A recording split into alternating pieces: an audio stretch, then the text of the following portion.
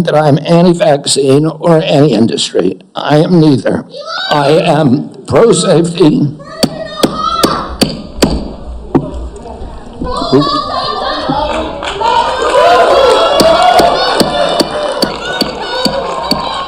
We'll have order.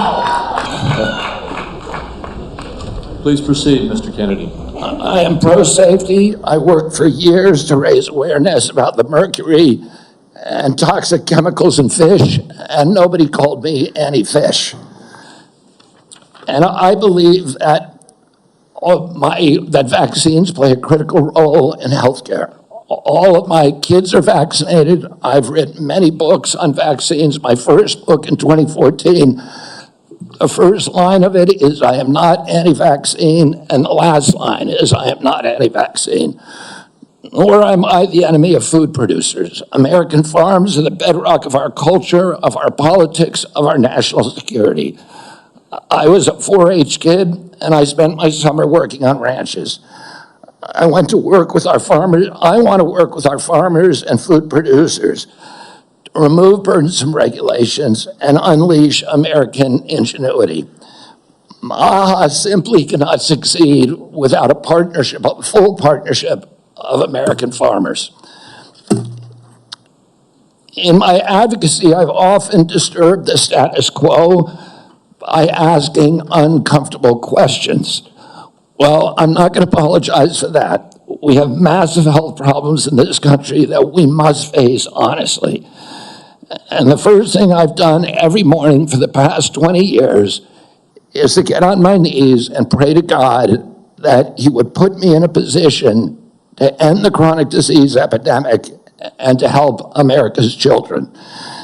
That's why I'm so grateful to President Trump for the opportunity to sit before you today and seek your support and partnership in this endeavor. I will conclude with a promise.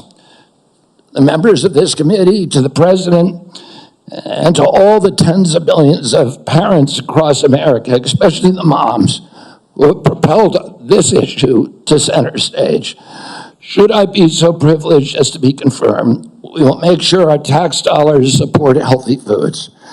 We will scrutinize the chemical additives in our food supply. We will remove financial conflicts of interest from our agencies. We will create an honest, unbiased, gold standard science at HHS, accountable to the President, to Congress, and to the American people. We will reverse the chronic disease epidemic and put the nation back on the road to good health. Thank you. Thank you, Mr. Kennedy. Mr. Kennedy, I will begin. Each of us will have 5 minutes to ask you questions, and then at the conclusion of the hearing, if there are further questions, there will be an opportunity for those questions to be submitted to you, and I ask that you respond to them promptly. Mr. Kennedy, you have emphasized the importance of nutrition in preventing and managing chronic disease, improving health outcomes, and reducing health costs. I share your interest in the relationship between our diet and our well-being. And if confirmed, I look forward to partnering with you on those efforts. Would you share with the committee why you are passionate about the nutrition-oriented disease prevention and what you have learned? Yes, Mr. Chairman. I had 11 brothers and sisters. I had dozens of first cousins. I was raised in a time where we did not have a chronic disease epidemic.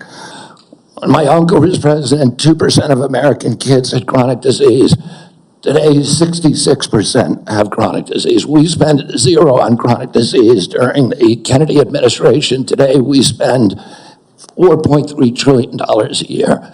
With 77% of our kids cannot qualify for military service. When I was a kid, the typical pediatrician would see one case of diabetes in his or her lifetime, 40 or 50-year career. Today, 1 out of every 3 kids who walks through his or her office door is diabetic or pre-diabetic. And the most recent data from NIH shows 38% of teens are diabetic or pre-diabetic. Autism rates have gone from 1 in 10,000 to 1 in 1,500, depending on what studies you look at. In my generation today, 70-year-old men 1 in 34 in my kids' generation. We've seen this explosion of autoimmune disease, of allergic diseases. This is not just a economic issue. It's not just a national security issue. It is a spiritual issue, and it is a moral issue. We cannot live up to our role as an exemplary nation, as a moral authority around the world, and we're writing off an entire generation of kids.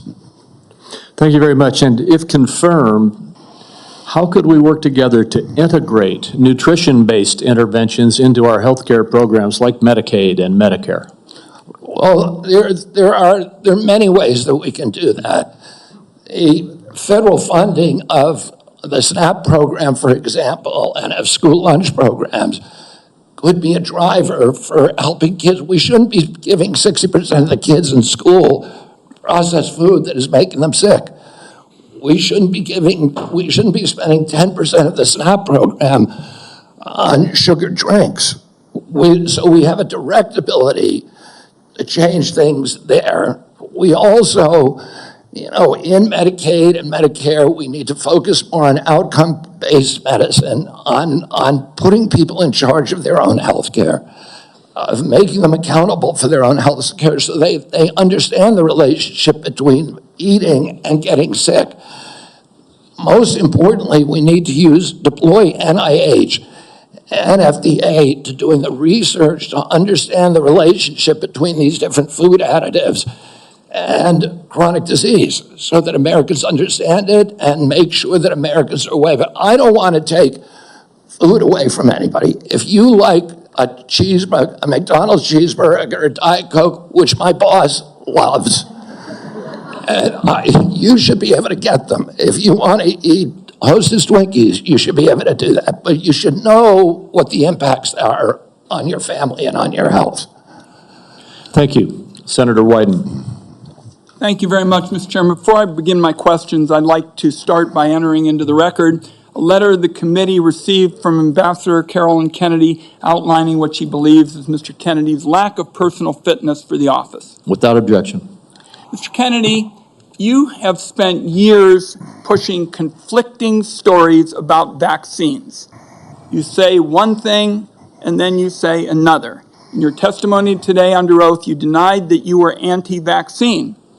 But during a podcast interview in July of 2023, you said, quote, "No vaccine is safe and effective."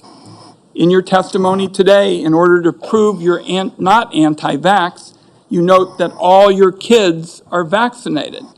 But in a podcast in 2020, you said, and I quote, "You would do anything, pay anything to go back in time and not vaccinate your kids."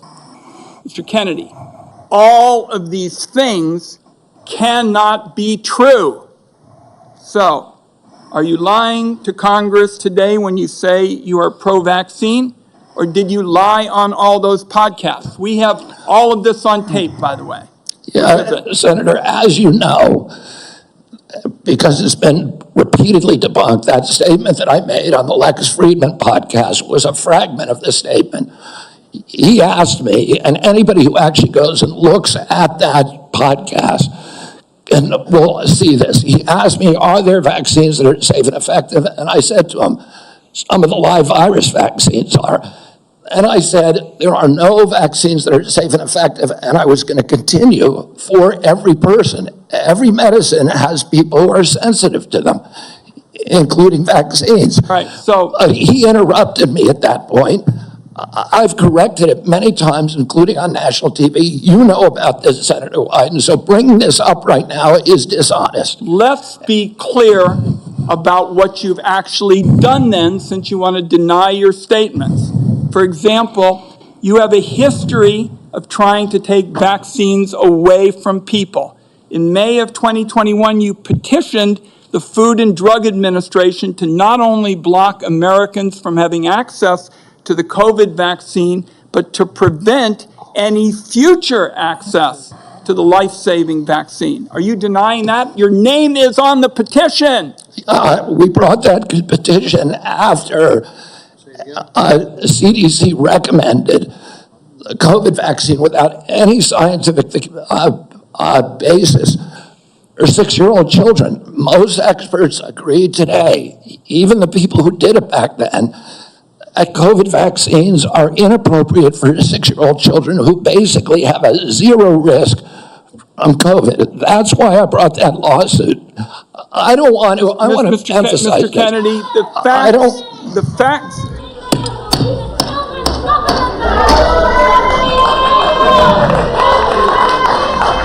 The committee will be in order. And to the audience. Hold on for a second, Mr. Kennedy. To the audience. Comments from the audience are inappropriate and out of order. And if there are any further disruptions, the committee will recess until the police can restore order. Please follow the rules of the committee. Mr. Kennedy, you may proceed. I also want to point out that your recitation of what happened in Samoa is absolutely wrong, and you know it's wrong, and you know it's wrong. We'll get to that in a moment. Right now, we're talking about the petition that you filed to block Americans from having access to the vaccine and to prevent any future access to the vaccine. Those facts are on the record. My third question to you is, you made almost $5 million from book deals, mostly promoting junk science. In 2021, in a book called The Measles Book, you wrote that parents had been, quote, misled into believing that measles is a deadly disease and that measles vaccines are necessary, safe, and effective. The reality is measles are in fact deadly and highly contagious, something that you should have learned after your lies contributed to the deaths of 83 people, most of them children, in a measles outbreak in Samoa. So my question here is, Mr. Kennedy, is measles deadly, yes or no? The death rate from measles historically in this country in 1963, the year before the introduction of the vaccine, was 1 in 10,000. Let me explain what happened in Samoa. In Samoa, in 2017 or 2015, there were 2 kids who died following the MMR vaccine.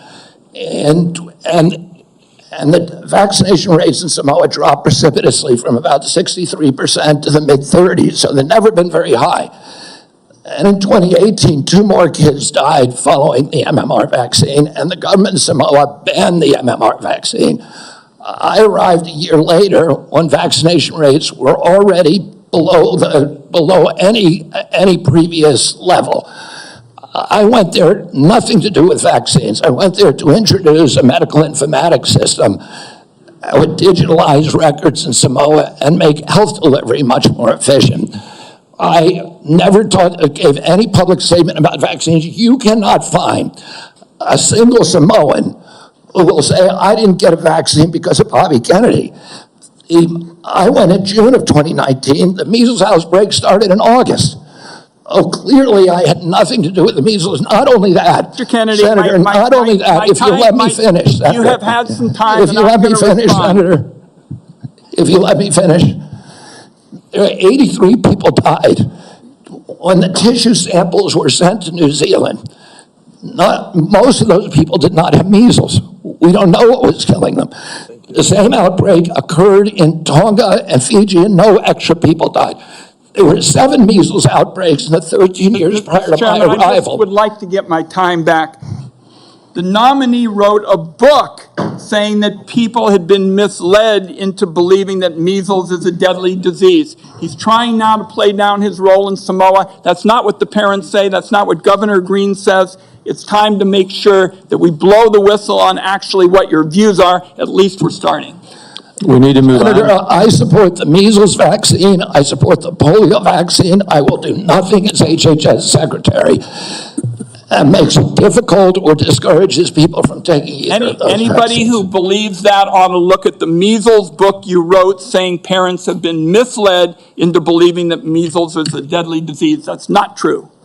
We need to move on. Senator Grassley. Welcome. I'm going to do like I did in my office. I'm just going to make some points to you. I got about 7 I want to quickly get done. And then at the end, I'm going to ask if you disagree with anything I say and then address those things you disagree with. I'll make sure I save time for you to do that. A key responsibility of each member of Congress is oversight. Oversight allows us to hold bureaucrats accountable to the rule of law, and it helps keep faith with taxpayers. I expect HHS to provide timely and complete responses to congressional oversight. Number two, PBMs, something you and I discussed in our office. I've been working to hold pharmacy benefit managers accountable in order to lower prescription drug prices. I expect you to work with us to hold PBMs accountable, and that may even asking your support for legislation that's before the Congress. Drug pricing. Senator Durbin and I have for a while been trying to get a bill passed that requires price disclosures on TV ads for prescription drugs. Knowing what something costs before buying it is just common sense. President Trump tried to do this by regulation in his first term. Vice President Vance co-sponsored our bill last Congress. I ask you to support this bill, or if you can do it by regulation, to do it by regulation. On rural health care, the previous administration dragged its feet in opening up slots for rural community hospital demonstration programs. It also ignored concerns from rural pharmacies when implementing changes to Medicare Part D, and ignored rural needs when it comes to distributing physician residency slots. I expect you to prioritize rural Americans' health care needs. On agriculture, in our meeting earlier this month, we talked at length about agriculture.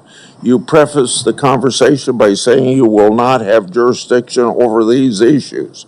I expect you to leave agricultural practice regulations to the proper agencies, and for the most part, that's USDA and EPA. On dietary guidelines, I've sent letters to the Secretaries of Agriculture at HHS requesting that they provide information regarding conflicts of interest on the Dietary Guideline Advisory Committee to increase transparency. I expect you to provide Congress with confidential financial disclosures from the Advisory Committee before finalizing dietary guidelines, so we know that nobody has a vested interest in it, is having undue influence. Lastly, HHS, Office of Refugee Resettlement Oversight. Last year, I expanded my investigation into HHS's Office of Refugee Resettlement. I wrote 24 contractors and grantees whose job it is to place unaccompanied children with sponsors.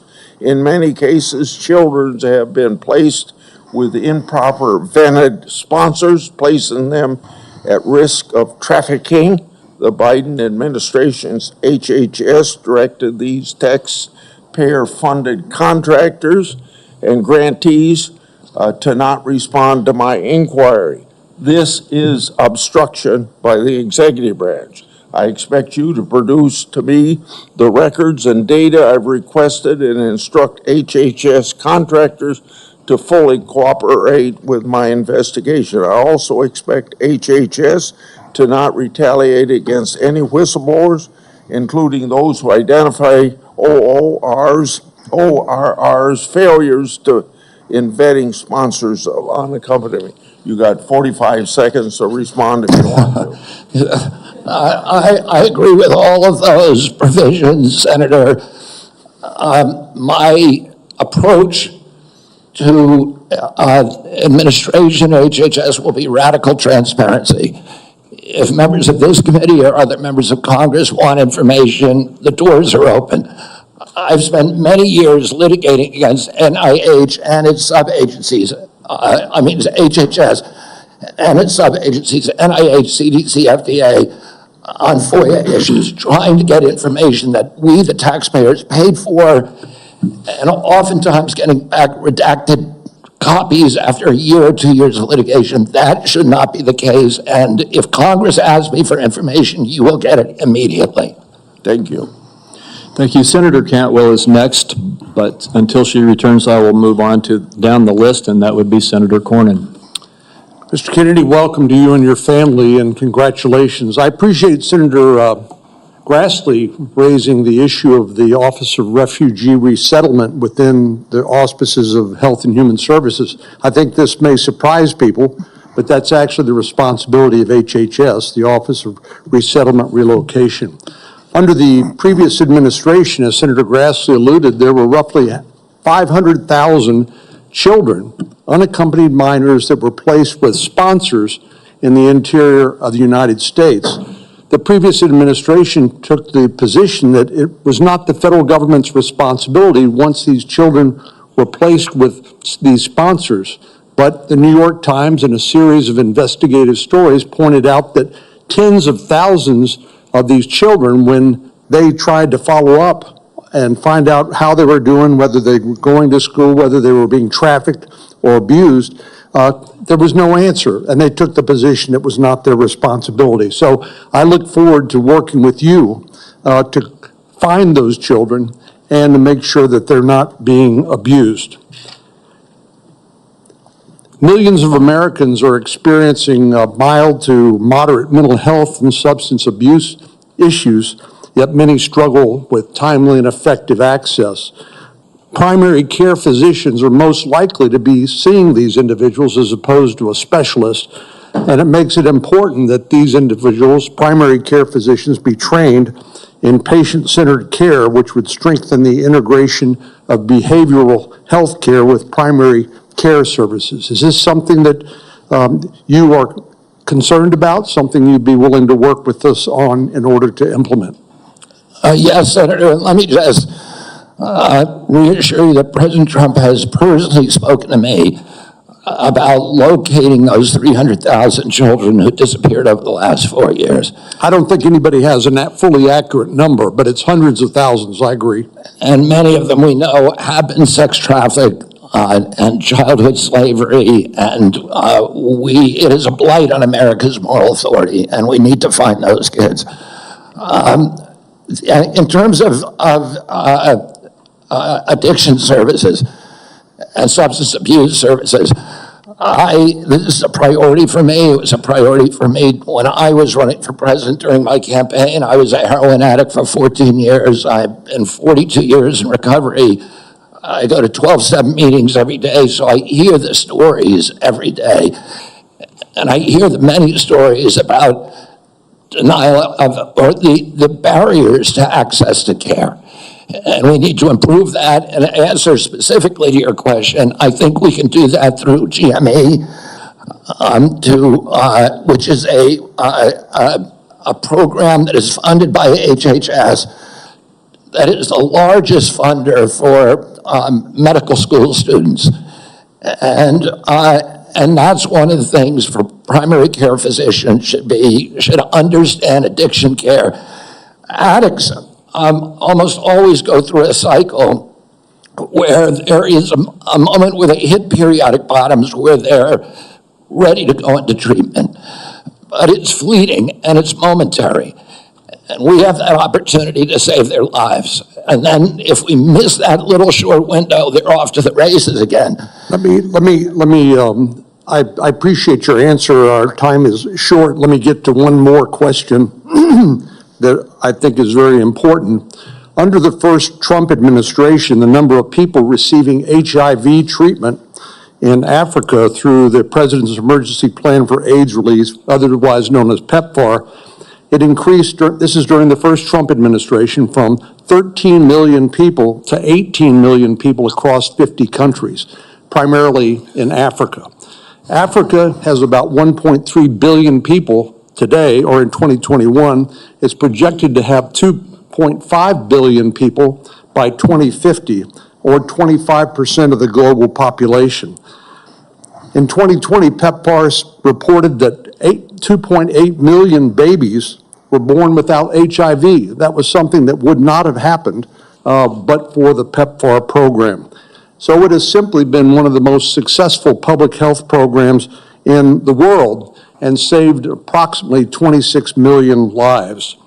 failure to continue this program, in my view, would risk ceding that leadership to adversaries like China.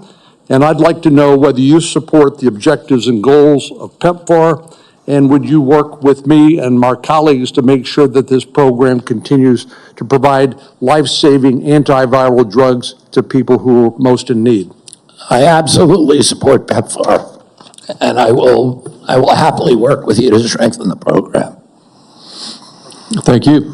Senator Bennett. Thank you, Mr. Chairman. Thank you, Mr. Kennedy, for being here this morning. And I think that, Mr. Chairman, we are truly through the looking glass this morning here in the U.S. Senate, and this committee is being asked to fulfill a really important responsibility, which is to decide whether to confirm Mr. Kennedy to one of the most important healthcare jobs in America. And the reason I think it's so important is for many of the reasons you said in your opening statement, which is that we live in the richest country in the world, and we have some of the worst health outcomes of any industrialized country in the world. We live in the richest country in the world, and we have some of the lowest life expectancy rates of anybody in the industrialized world. I was a school superintendent before I was in this job, Mr. Chairman, and I can tell you that Mr. Kennedy's right, that when I look at the kids in the Denver public schools, if we don't change the way we eat in this country, 40% of them are going to suffer adult diabetes as a result of their diet. These are, and we're, as I said, spending more than any other country in the world, and our families, every single person's constituents in this Senate are facing chronic shortages when it comes to health care. My friend from Texas, Senator Cornyn, has been a champion on mental health care. We have an epidemic, as he knows, across this country in mental health care, partly because of what the massive social media platforms that were sitting behind the President of the United States have inflicted on our children for their profit in the last decade or so. So we have no shortage of challenges to confront, and I even agree with some of the diagnosis of Mr. Kennedy. What is so disturbing to me is that out of 330 million Americans, we're being asked to put somebody in this job who has spent 50 years of his life not honoring the tradition that he talked about at the beginning of this conversation, but peddling in half-truths, peddling in false statements, peddling in theories that, create doubt about whether or not things that we know are safe are unsafe. Not that every vaccine in America is unsafe, not that you can't possibly have an adverse reaction, but that parents and children in my old school district and school districts all over this country would be better off not getting vaccinated than getting vaccinated. Unlike his own children who were vaccinated, unlike the people he invited to his house in Los Angeles for their party who were vaccinated. For everybody else, it's about peddling these half-truths. And he says it with such conviction that you want to believe him.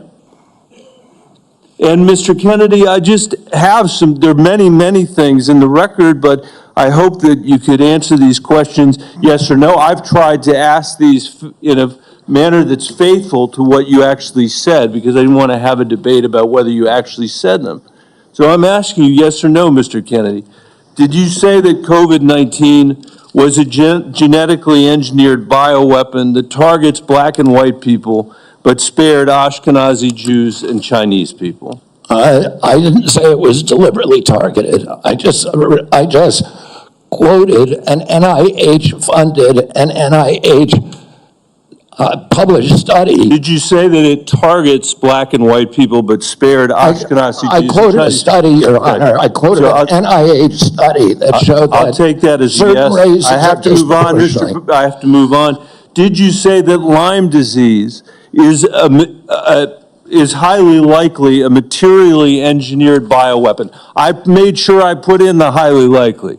Did you say Lyme disease is a highly likely militarily engineered bioweapon. I probably did say that. Did you say that? And that's what the developer of I want all of our said. colleagues to hear it, Mr. Kennedy. I want them to hear it. You said yes. Did you say that exposure to pesticides causes children to become transgender? No, I never said that. Okay, I have the record that I'll give to the chairman, and he can make his judgment about what you said. Did you write in your book, and it's undeniable, that African AIDS is an entirely different disease from Western AIDS? Yes or no, Mr. Kennedy? I'm not sure if I made that. Okay, I'll give it to the chairman, Mr. Kennedy. And my final question, did you say on a podcast, and I quote, "I wouldn't leave abortion, to the states. My belief is we should leave it to the woman. We shouldn't have the government involved, even if it's full term." Did you say that, Mr. Kennedy? Senator, I believe that every abortion is a tragedy. Did you say it, Mr. Kennedy?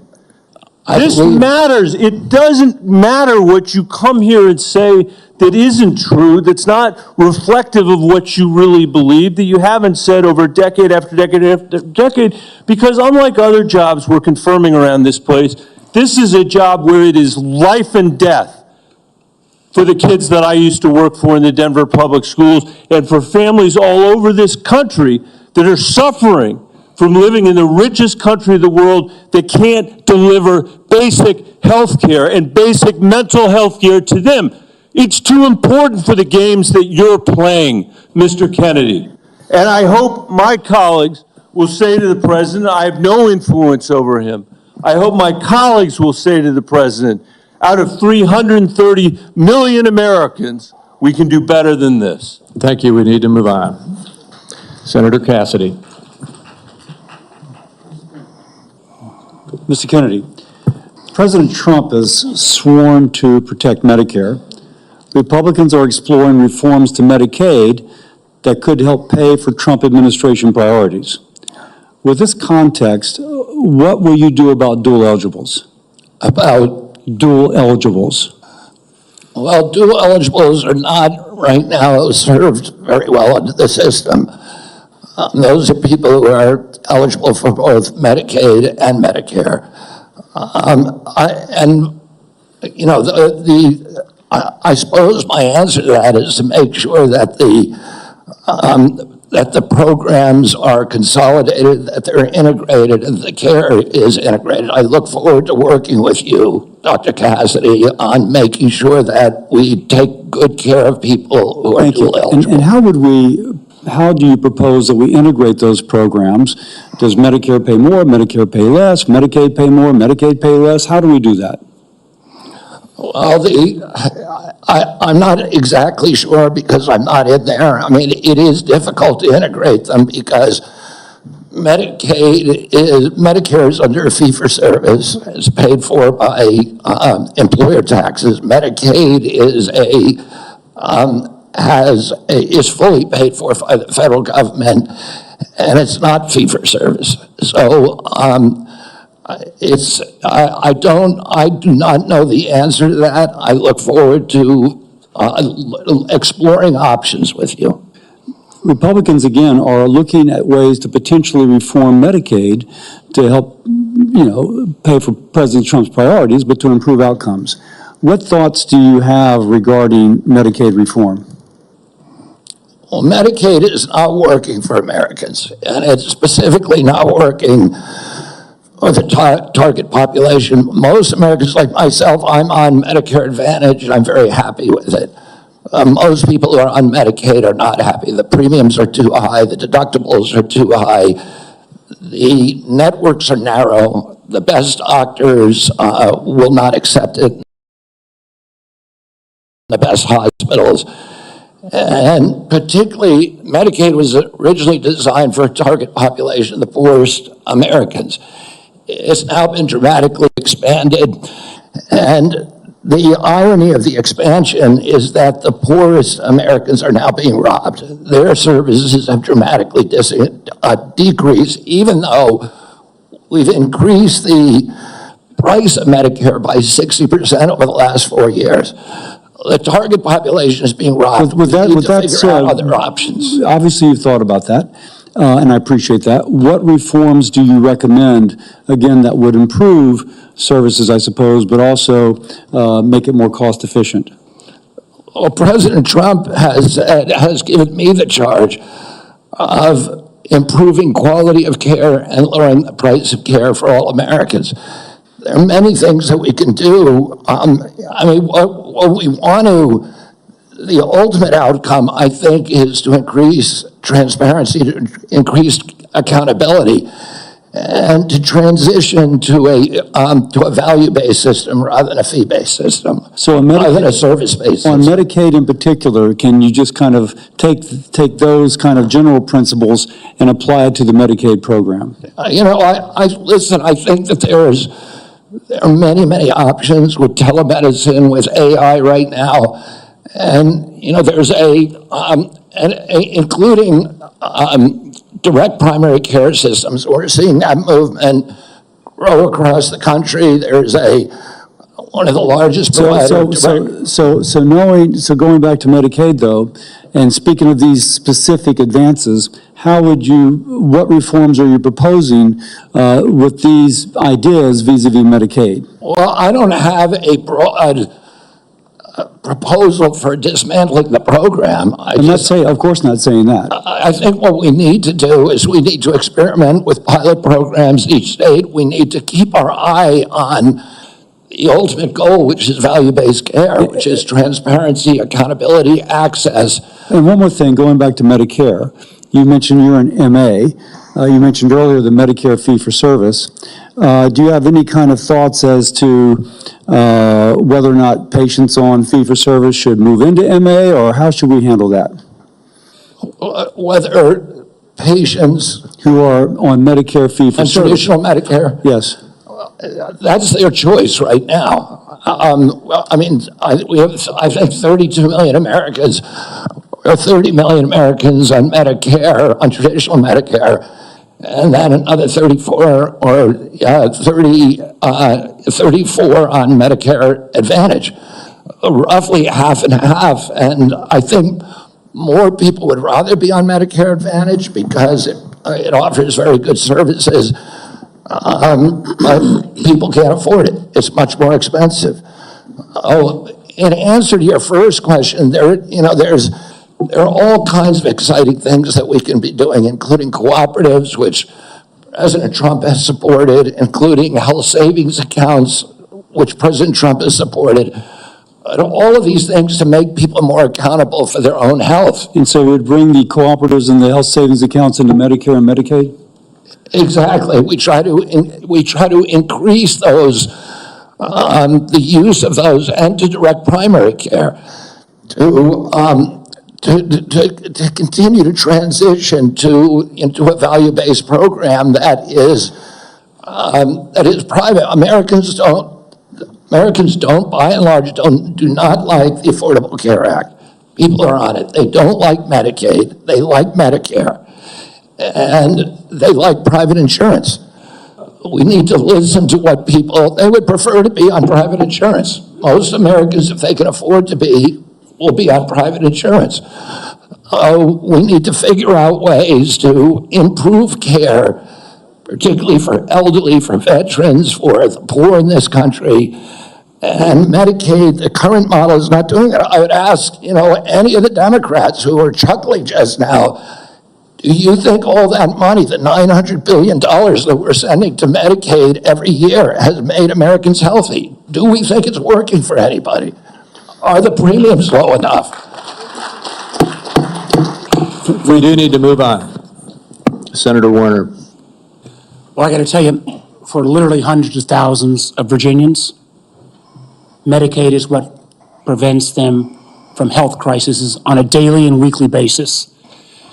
And some imaginary new plan, and if there was a new plan that was to be the basis of what Trump was going to do when repealing Obamacare, I would have thought by now we'd have seen it. I got to tell you, listen, Senator, can I reply to that? Senator, Mr. Kennedy, I got questions. I appreciate our visit. I know you take your views seriously, and I don't reflexively vote. I voted for 4 of President Trump's nominees already. Got a lot of grief from folks on this panel. But I got to tell you, I saw an email that you put out Monday night, or your campaign did, in a fundraising email. Your presidential campaign celebrated that the freeze on all new regulations, guidance, and announcements is a way to protect unelected bureaucrats from further undermining our health freedom. Then you ask your donors to help pay for your campaign debt. Did your campaign, and you put out that? I don't think my campaign exists anymore. All right, so- well, listen, I got to tell you this. Somebody's out there soliciting money for it. Maybe you ought to find out who is. So the fact that you celebrate this freeze, do you think that was a good idea to put all of this on hold for 90 days? Funding and any kind of further work?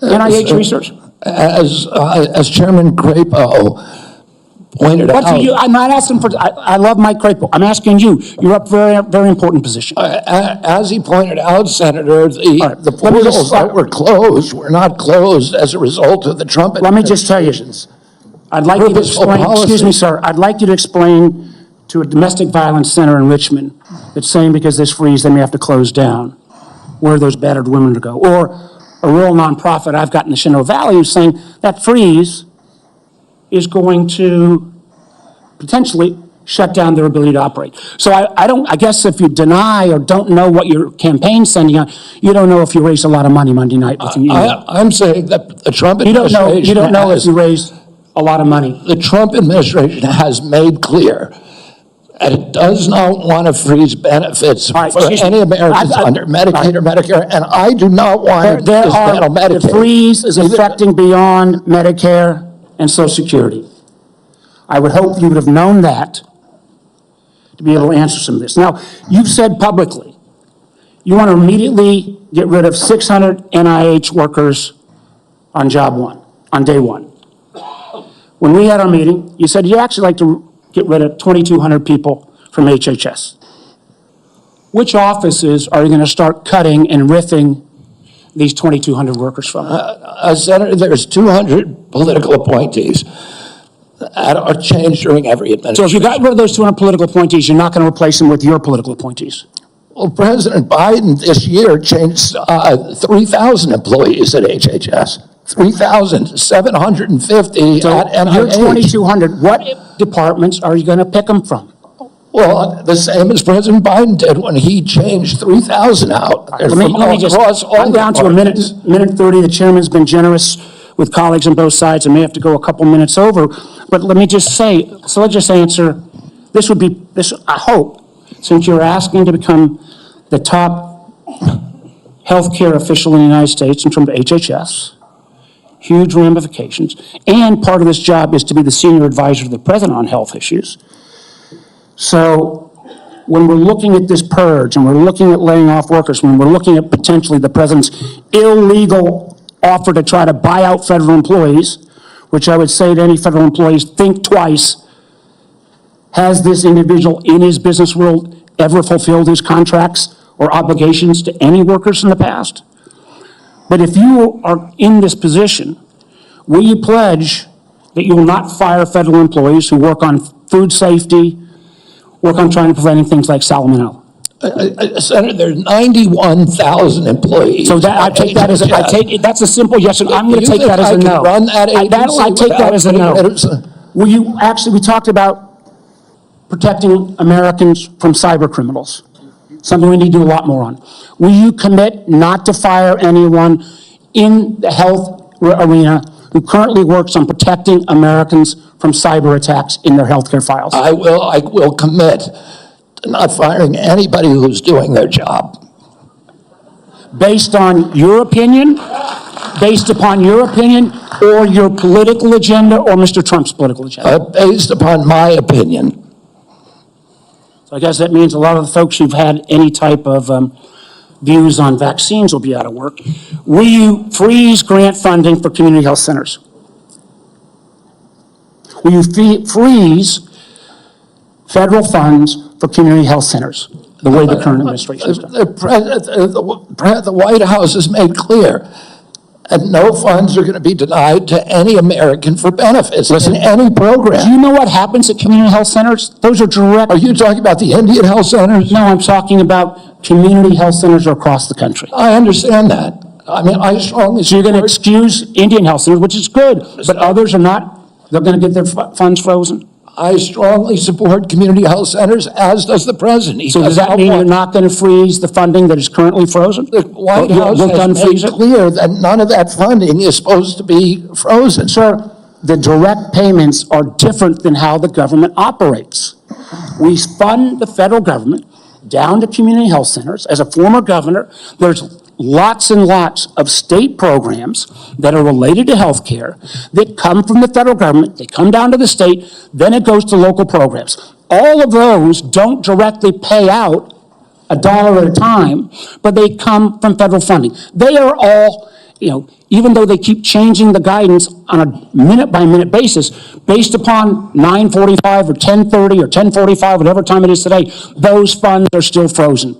Sir, I just honestly, I want to give you a fair shot, but I don't feel like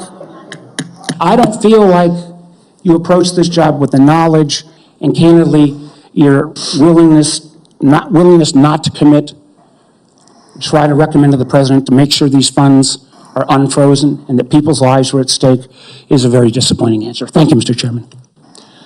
Senator Lankford. Chairman, thank you. Mr. Kennedy, it's good to see you again. We had some great visits in my office. We've done some follow-up calls to be able to go through. You and I have talked about 100 different issues and backgrounds and things. You've been able to address a lot of them today and just different questions to be able to clear up social media rumors and the things that are out there on it. So I do appreciate that. We've talked about pharmacy benefit managers. We've talked about the nursing home rule the Biden administration put down. We talked about your views on agriculture and commercial and row crop agriculture. We've talked about food issues, and you made it very, very clear. You're not going to tell Americans what to eat, but you do want Americans to know what they're eating. And I think that's a pretty fair perspective on that. I do want to talk to you about some areas that you and I have talked about as well. We have some disagreements, you and I, on the issue of life. And when life begins on that, you've been very outspoken on that. And we've had some good opportunities to be able to talk about that. Title 10 is specifically in the HHS area. This has been an area that has been interpreted for a long time, and President Trump in the first administration interpreted that rule to say that his administration will prohibit the performance, referral for, or promotion of abortion as a part of the Title 10 program. That he made that very clear in the first administration. Obviously, that's his decision to make again on that, on how he wants to handle that, and he's made a lot of public statements on that. The Biden administration not only reversed that, not only rescinded that rule, but they went one step the other direction. In my state in Oklahoma, as you and I have talked about, the Biden administration cut off funding to the state of Oklahoma for AIDS testing, for breast cancer screening, and for other areas of poverty health care because my state didn't promote abortion. It wouldn't provide. If my state wouldn't promote abortion in the state, we got cut off for federal funds for AIDS testing and for other things. My simple question to you is, how are you going to handle Title 10 on that? I saw how President Biden handled that in the punitive measures that came on my state for those that are in rural health care. How are you going to handle Title 10? I'm going to support President Trump's policies on Title 10. I agree with President Trump that every abortion is a tragedy. I agree with him that we cannot be a moral nation if we have 1.2 million abortions a year. I agree with him that the states should control abortion. President Trump has told me that he wants to end late-term abortions, and he wants to protect conscious exemptions, and that he wants to end federal funding for abortions here or abroad. That's Title 10. I serve at the pleasure of the president. I'm going to implement his policies. Thank you for that. President Biden, when he came in, immediately closed down the Office of Civil Rights and Conscience Protections within HHS. There's a statement that's come out recently that he's going to reopen that office again to be able to protect the civil rights of Americans. One of the things that Javier Becerra did immediately when he came into HHS was conscience protections for medical professionals that were being compelled against their conscience to perform medical procedures that violated their conscience. Javier Becerra stepped in immediately into HHS and withdrew that. and said, no, the federal government will tell you what you believe about these issues. You don't have conscience protections anymore, and refuse to protect those folks. Will you step in and say that healthcare individuals have the right of conscience again, as the federal law allows? Yeah, I mean, the first thing that occurs to me when you ask that question is what patient would want somebody doing a surgery on them that, believes that the surgery is against their conscience being forced to perform that? I don't know anybody who would want to have a doctor performing a surgery that the doctor is morally opposed to. Listen, I came from a family that was split on life and choice. I have cousins today who believe that abortion at any stage is equivalent to homicide. Now, there are other people who believe the opposite. But the good thing in my family that I really loved is that we were able to have those conversations and respect each other. And I wish that we could do that nationally. And if forcing somebody to participate in a medical procedure as a provider that they believe is murder does not make any sense to me. We need to welcome diversity in this country. We need to respect diversity. And we need to respect each other when we have different opinions and not force our opinions on other people. Yeah, thank you for that. The FDA, under the Biden administration, changed the rules for the chemical abortion drug and said you no longer need to see a physician. So if you have an ectopic pregnancy or all kinds of, don't even go anymore to see a physician. But they also changed an area that has been, something that's been very particular, you've talked about a lot, and that's transparency. They changed the position and said, don't tell us if there's a side effect on this drug unless she dies. But other than that, don't tell us anymore. Literally, don't give transparent information to the American people or to the women who take this drug anymore. We don't want that reported. My question to you is, will FDA move to be able to actually give transparency to the American people and to say, this drug is no different than any other drug. We're not going to protect it just because it's political for some folks. People should know side effects on this drug, and there should be reporting. Yeah, I mean, it's against everything we believe in this country that patients or doctors should not be reporting adverse events. We need to know what adverse events are. We need to understand the safety of every drug, mifepristone and every other drug. And President Trump has made it clear to me that one of the things, he is not taking a position yet on mifepristone, a detailed position, but he's made it clear to me that he wants me to look at safety issues. And I'll ask NIH and FDA to do that. Thank you. Senator Whitehouse. Thank you, Chairman. Mr. Kennedy, I only have 5 minutes with you, and I've got a lot of experience with CMS, so you're just going to have to listen. 2 things. One, if you want to move from advocacy to public responsibility, Americans are going to need to hear a clear and trustworthy recantation of what you have said on vaccinations, including a promise from you never to say vaccines aren't medically safe when they in fact are, and making indisputably clear that you support mandatory vaccinations against diseases where that will keep people safe. You're in that hole pretty deep. We've just had a measles case in Rhode Island, the first since 2013, and frankly, you frighten people. 2, I want to air harms that Rhode Island has experienced from a remorseless, senseless CMS bureaucracy.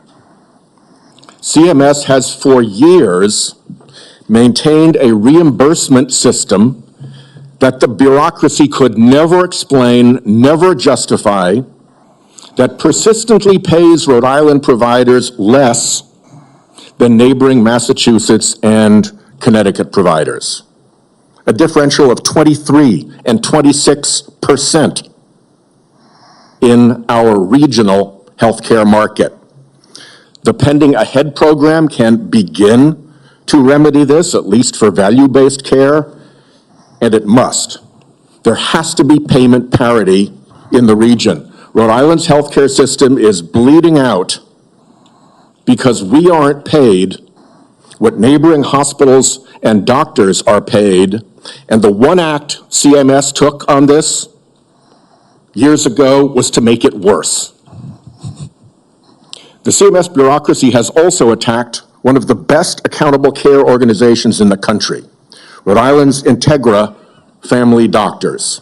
Tried to throw them off the shared savings program because they said Integra years ago briefly fell 137 patients short of the 5,000 patients that ACOs need.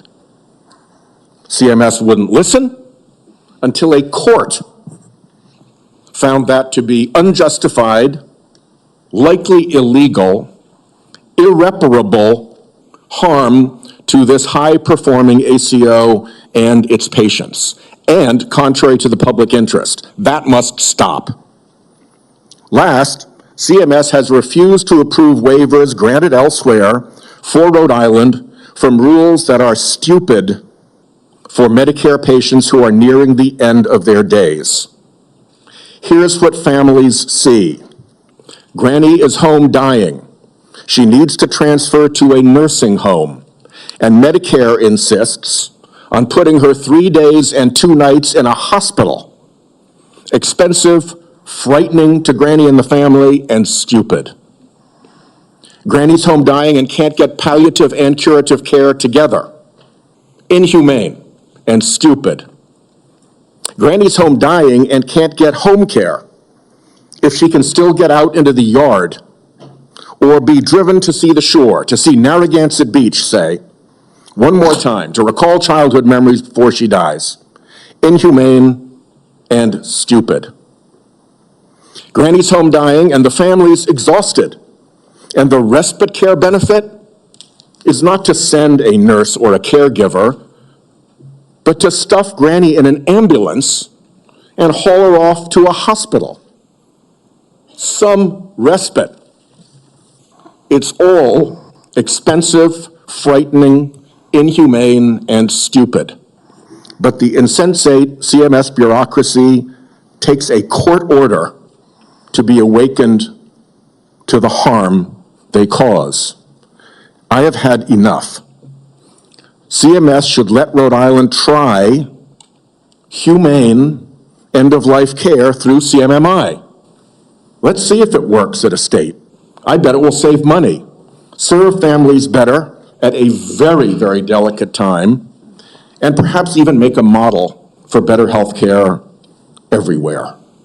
I've said a lot. My time is out. You're welcome to respond in writing. I ask unanimous consent that the order declaring CMS's actions to constitute irreparable and illegal harm be put into the record. Without objection. Let me just respond very briefly, Senator Whitehouse. I'm an implacable enemy of tyrannical, insensate bureaucracies and stupid rules, and I will work with you to make CMS responsive to the needs of Rhode Island and to remedy those disparities that you talk about. I am familiar with the Integra Health plan, and it is the template for what we ought to be doing is a value-based plan, and I look forward to you to making sure that we create pilot programs like this. Unfortunately, Mr. Chairman, reproduced around the country. Unfortunately, Mr. Chairman, one of the things I've learned in my tenure in the Senate is that a nominee saying that they're willing to work with me amounts to exactly zero. We need to get this fixed. Thank you. Well, I guess at that point then we will move on to Senator Daines. Mr. Chairman, thank you. Mr. Kennedy, I'm glad to see you here this morning. I listened to your opening remarks, and you mentioned that you want to make HHS the gold standard of science. I have found my engagements with you, both behind closed doors in my office, as well as listening to you publicly, to be very thoughtful and science-based. I applaud that. I thank you for that. And I realize this will likely be a very partisan vote on this committee and on the Senate floor. But let the record state there are 3 medical doctors on this side of the dais. I'm a chemical engineer. We believe in science. I'm thankful that you do too, and you made that comment in your opening remarks. I want to talk about agriculture for a moment. We talked about our common love for Montana. You've been to Montana many times. It's a wonderful state. A lot of folks have discovered it.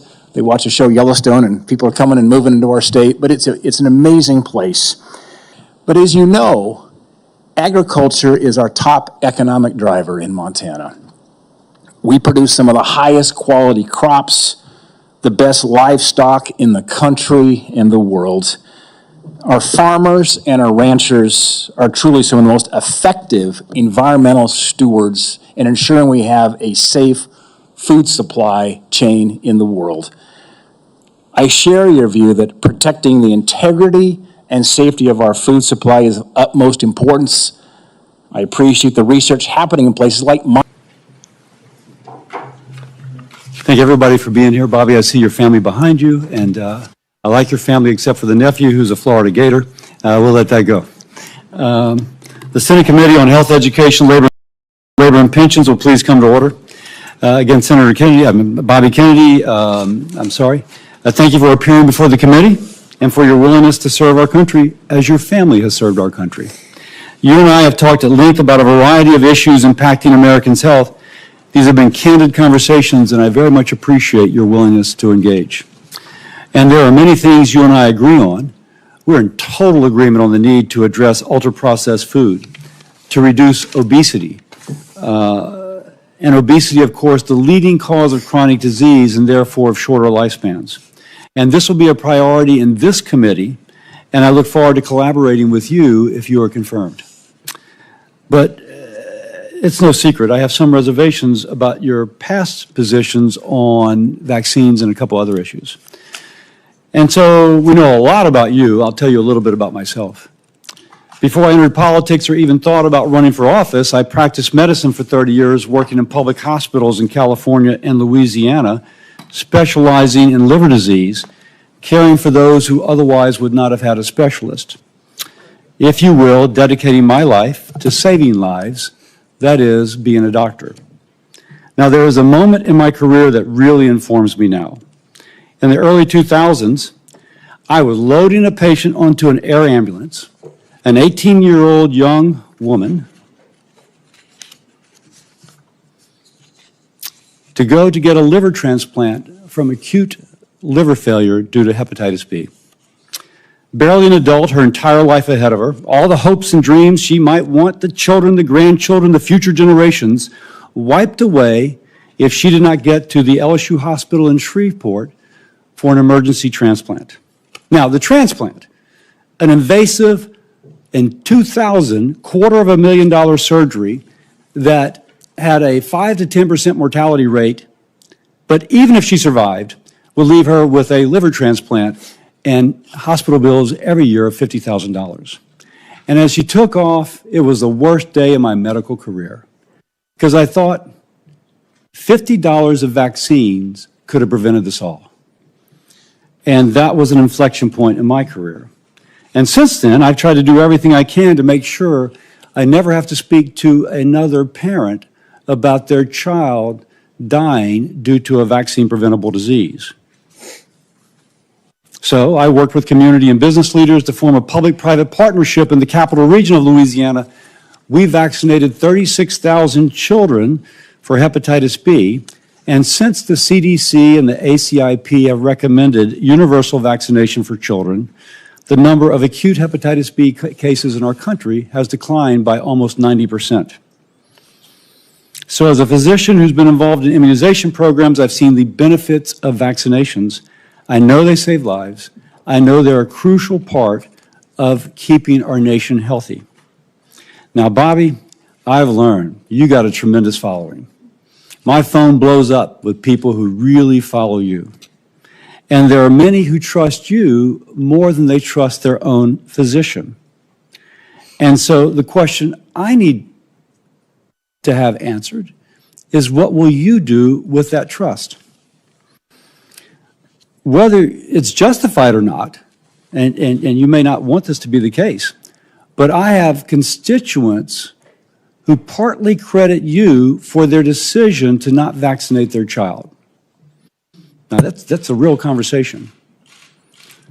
And I'm hearing from them, and they want you confirmed. Now, you're going to tell us this week, as you did, I think you'll tell us today, as you did in Finance Committee yesterday, that you're pro-vaccine. So what will you tell the American mother? Will you tell her to vaccinate her child or to not? Or to have a conversation with her doctor, but for many that will be permission to not vaccinate their child. We know that to be the case.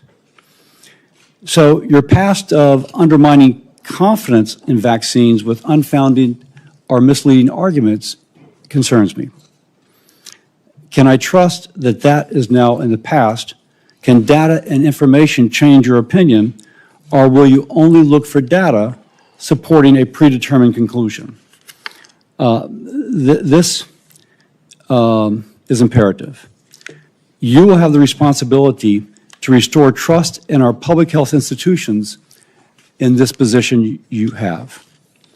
Now, let's turn a little political. I want President Trump to be successful. It's important for our country.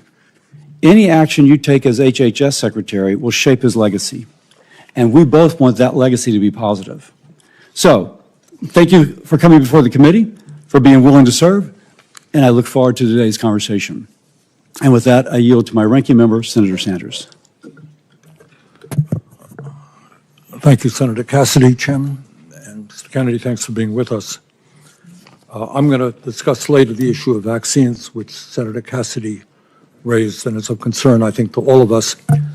But before I go there, I wanted to congratulate you, in a sense, for the phrase, "Make America Healthy Again." I think that is a cry that all of us, a goal that all of us share, because as you have indicated, we're a very unhealthy society. We are the richest country in the history of the world, and yet we rank far below every other major country in terms of our life expectancy. That's outrageous. To me, equally outrageous is if you're working class in this country, you're going to live 6 or 7 years shorter lives than if you are rich. In America today, 68,000 people die every year because they can't get to a doctor. They can't afford to get to a doctor. You pointed out yesterday the outrageous cost of health care in America, 2 or 3 times more than other industrialized countries are paying. Unbelievably, in this country, hundreds of thousands of people who deal with cancer, struggling for their lives. You know what happens to them? They go bankrupt. They deplete their lives' savings. In other words, when we talk about making America healthy, you got to talk about a broken, corrupt healthcare system. Your uncle, President Kennedy, your father, Bobby Kennedy, great senator from New York, your uncle sat right now where Senator Kennedy is, Senator Cassidy is sitting, chairman of this committee. All of them did what I think is the right thing. They said healthcare is a human right. They looked all over the world. They saw every